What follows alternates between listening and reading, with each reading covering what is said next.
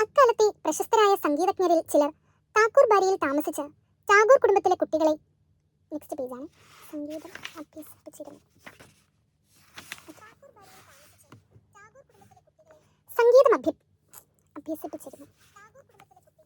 സംഗീതം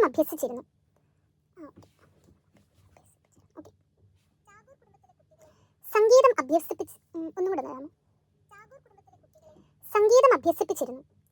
സംഗീതം എന്നത് ശാസ്ത്രീയമായി അഭ്യസിക്കേണ്ട ഒന്നല്ലെന്ന് കുട്ടിക്കാലത്തെ ആ ദിഷണാശാലി മനസ്സിലാക്കിയിരുന്നു.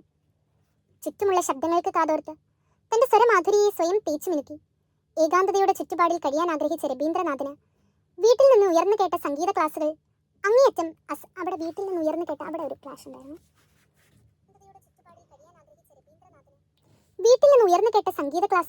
അങ്ങേയറ്റം അസഹനീയമായിരുന്നു.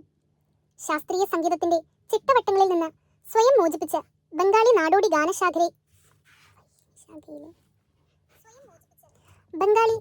ഗാനശാഖയിലെ ബാബുൾ ഗായകരുടെ പാട്ടുകൾ ആത്മാവിലേക്ക് ആവാഹിച്ച് അർത്ഥവത്തായ കവിതകൾ രചിച്ച ടാഗോർ. ഇതായിരിക്കാം പിന്നീട് രവീന്ദ്ര സംഗീതം എന്ന പേരിൽ ബംഗാളി സംഗീതത്തിന് ഒരു പുതിയ ശാഖ തന്നെ സംഭാവന ചെയ്യാൻ ടാഗോറിന് കഴിഞ്ഞത്. അടുത്ത അധ്യായമാണ്.